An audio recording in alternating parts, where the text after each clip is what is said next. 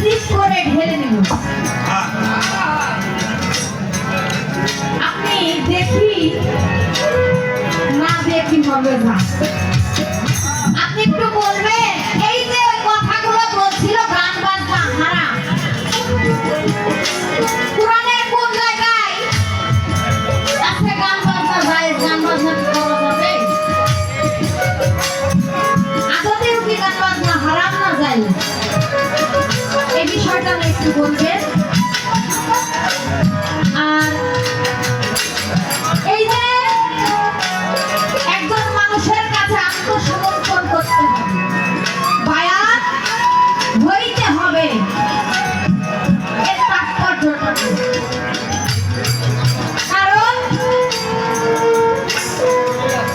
আপনিও মানুষ, আমিও মানুষ, ছোট। আপনারও দুইটা হাত আছে, আমারও দুইটা হাত আছে, আপনারও দুইটা চোখ আছে, আমারও দুইটা চোখ আছে, আপনারও একটা মুখ আছে, আমারও একটা মুখ আছে। এতটুকুই পার্থক্য, আপনি একজন পুরুষ, আমি একজন নারী। আপনি যে মানুষ এটা তো সত্য। আপনার কাছে গিয়ে কি জন্য আত্মসমর্পণ করতে হবে এটা কি দলিলে আছে না নাই? আমাদের দলিল কোরআন। যদি থেকে থাকে কোরআনের কোন জায়গাতে কত নম্বর সূরা কত নম্বর আয়াতে উল্লেখ করা আছে যে একজন মানুষের হাতে হাত দিয়ে আত্মসমর্পণ করতে হবে, এটা একটু বলুন।